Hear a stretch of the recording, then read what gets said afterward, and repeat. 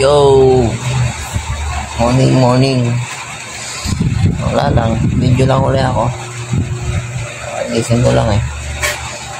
Wala uli ako magawa. Bale, gusto ko lang ipakita na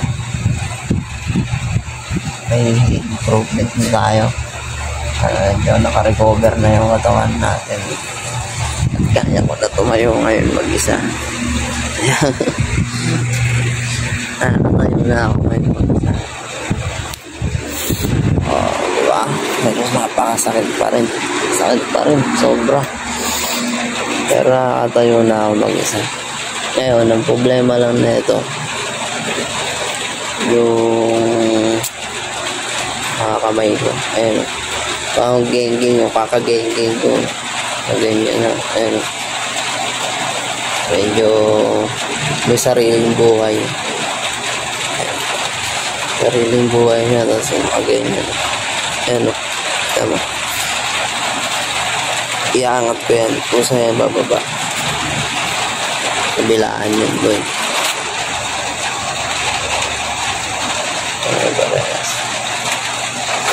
Bale, plano ko sana dahil nakatayo na ako, pepersahin ko yung katawan ko kasi kailangan ko magpa-medical para makita ng doktor yung tamang recover. Para hindi pagpunta ko doon magaling pa. Ngayon may isa ng problema, iikot ako mamaya. Naubos yung budget ko sa pinagastos ko. Kaso ang problema, kung naririnig nyo, umuulan na naman. So, another problema ulit. So, habang wala pa, may gagawin ako para maremedyoan itong pangangatal ng kamay. So, maya na lang ulit. So, yo!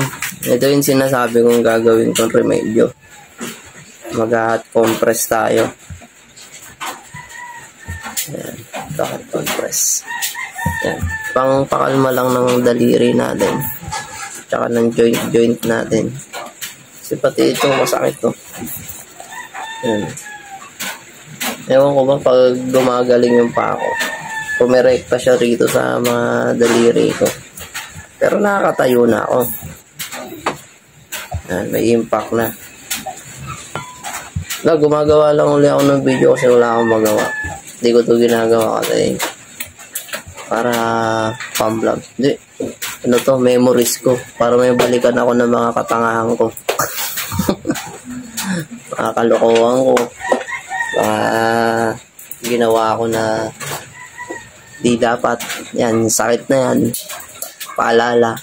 Kaya kahit paanong paalala. Minsan kasi ay di natin alam yung kinakain ko. Kung tama ba o hindi. Bukod dito, balik tayo, no? Bukod dito, sa gagawin ko hanggang mawala yung init na ito. Yan, o yan hanggang dito. Ganyan. Init na ito, compress. Eto pa, meron pa dito. Ayan, meron pa niyan.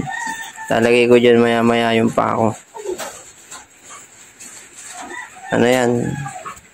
Bayabas, tsaka guyabano. Minsan, iniinom ko yan. Pero hindi yan. Kasi sa pako yan eh. Pag iinumin ko, ibang proseso yun. Tapos, 2 baso, ganun.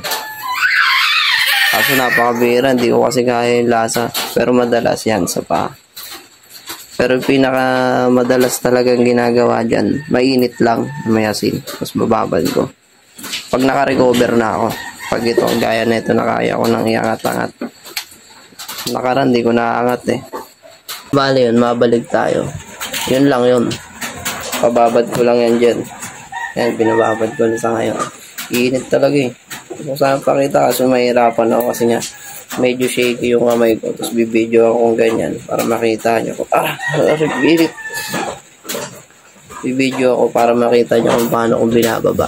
Mahirap. Mabibitawan ko yung cellphone. Yan, ganito lang yan. Hanggang mawala yung init. So, yun lang naman. Update ulit. Lalabas ako mamaya. Pag nawala yung ulan, iikot ako para makapagpa-medical na ako. Pandagdag. Medyo short eh. Inikot ako mamaya. Oo. Yun. Update lang. Kasi nung last time na nagkaganto ko daw, pinaniwalaan nung parang nagdududa sila. Kasi nga, di ko naman talaga sila na-contact. Yung clinic na yun, sabi active daw yung messenger, pero wala. Siguro na sa request message yung mga message ko sa kanila, kaya di nila ako nare-response. Kaya di nila pinaniniwalaan. So kaya ito yung sa dahilan kung ba't ako gumawa. Kasi mahirapan na naman ang magpaliwanag eh. Last time nakagastos ako ng kalaki-laki, 6,000. Pinaglaboratory nila kasi salita lang yun ko eh. Syempre di sila naniwala, wala silang pagbabasihan. Ito, baka dito maniwala na sila kasi papakita ko to, di ba? Aray, init. So yun lang, peace out. Yun lang tayo pinapurpose ko rito, video. Tapos na mga-upload lang din, parang dating gawin nung 2020-21 ganun. Ngayon lang ako nag-video eh. After mamatay ng airpot ko, nawalan ako ng gana. So, yun lang. Peace out.